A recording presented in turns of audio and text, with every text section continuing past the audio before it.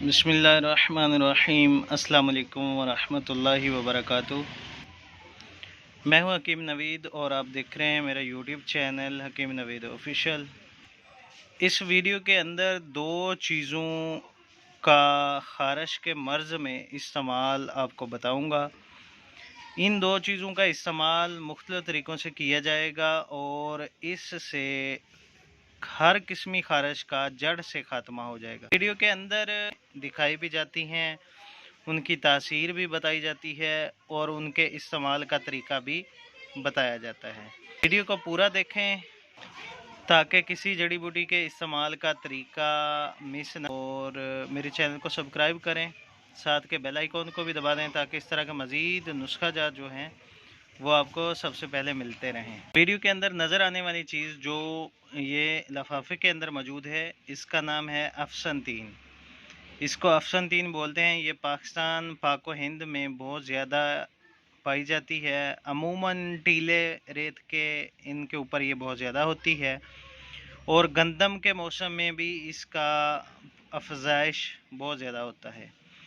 तो इसकी तासीर है खुश्क और गर्म।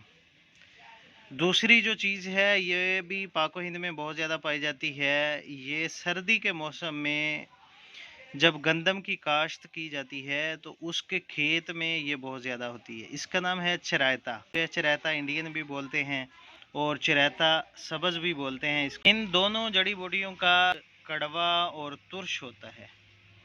चिरायते का मजाज सर्द और खुश्क होता है। इन दोनों जड़ी बूटियों को इस्तेमाल करने का मुख्तलिफ तरीका है। ख़ारिश में इन दोनों जड़ी बूटियों का इस्तेमाल बहुत ज़्यादा किया जाता है और इससे मरीज़ एक हफ़्ते के अंदर अंदर बिल्कुल रिलीफ महसूस करता है। ख़ारिश एक ऐसी बीमारी है जिससे बेचैनी होती है बहुत ज़्यादा, जिस्म में खून में फशार होता है।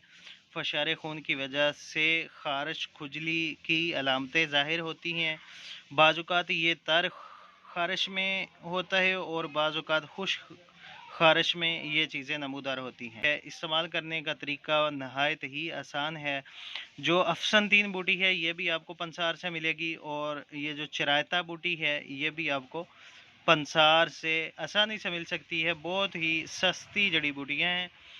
वीडियो में दिखाने का मकसद ये है कि आपको शनाख्त हो जाए।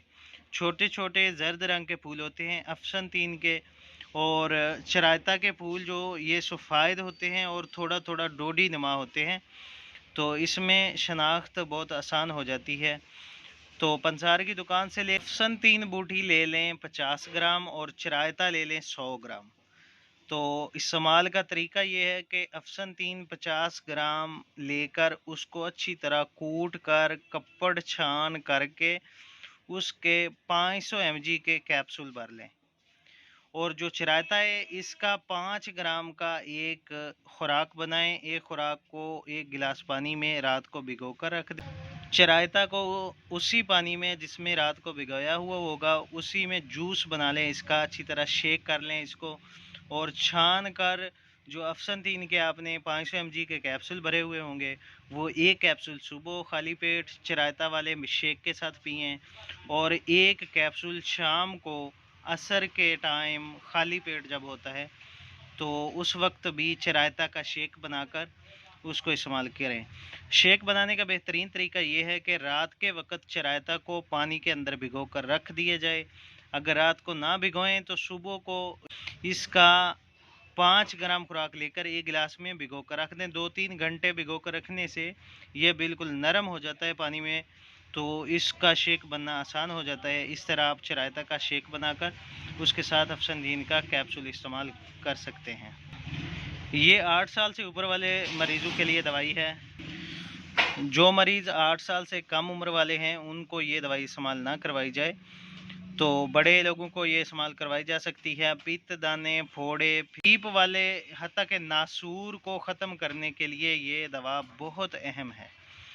दोस्तों को बताएं, वीडियो को शेयर करें। अगर आप मेरे चैनल पर नए हैं तो मेरे चैनल को सब्सक्राइब करें। तो मिलते हैं नेक्स्ट वीडियो में। अल्लाह हाफिज़।